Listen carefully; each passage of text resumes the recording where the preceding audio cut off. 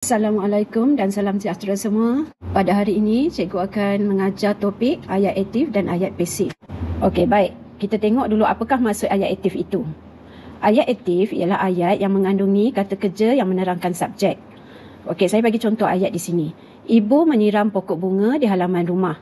Kata kerja dalam ayat yang saya bagi ni ialah menyiram. Manakala subjek dia ialah ibu. Jadi, ayat ini betul kan? Ayat yang mengandungi kata kerja, menyiram dan yang menerangkan subjek. Subjek di sini ibu. Jadi kisah ayat ini mengenai ibu yang menyiram bunga.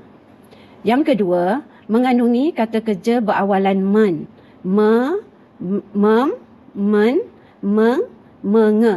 Jadi kita tengok contoh ayat tu, ayat yang saya bagi ni. Ibu menyiram pokok bunga di halaman rumah.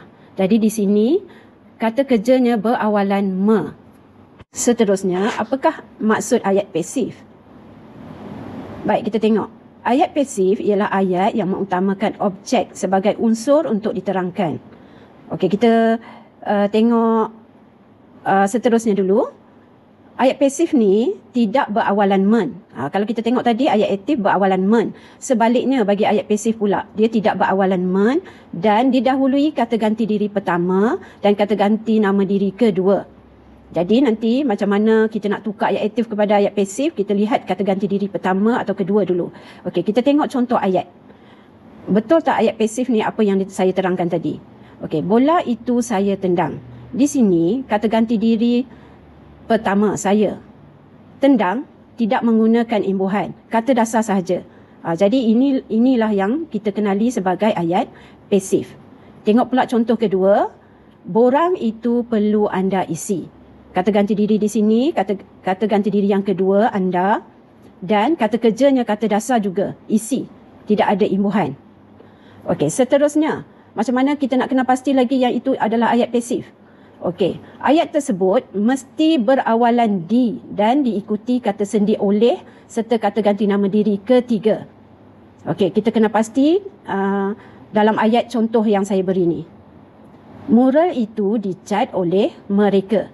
Di sini, imbuhan berawalan dicat dan diikuti oleh disebabkan dia kata ganti nama diri ketiga, mereka, wajib ada dalam ayat tersebut oleh. Seterusnya, kita tengok teknik penukaran ayat aktif kepada ayat pasif. Di sini saya bagi tips mudah untuk menukarkan ayat aktif kepada ayat pasif. Okey, yang pertama, jenis kata ganti nama diri mestilah dikenal pasti. Jadi, bila dapat soalan, kena pasti dulu ayat tersebut. Kata ganti dirinya sama ada kata ganti diri tersebut, kata ganti diri pertama, kedua atau ketiga. Lihat nota yang saya bagi di sini.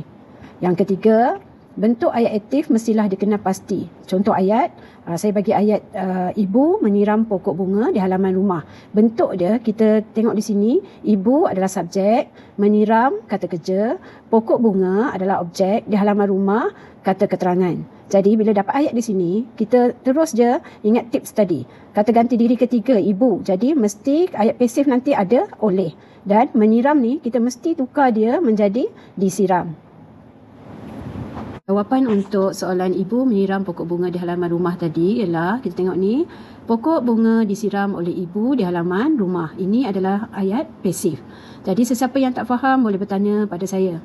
Baik, sekian saja topik untuk hari ini iaitu ayat aktif dan ayat pasif. Kita akan sambung belajar tata bahasa untuk minggu hadapan dengan tajuk yang lain pula. Sekian, terima kasih.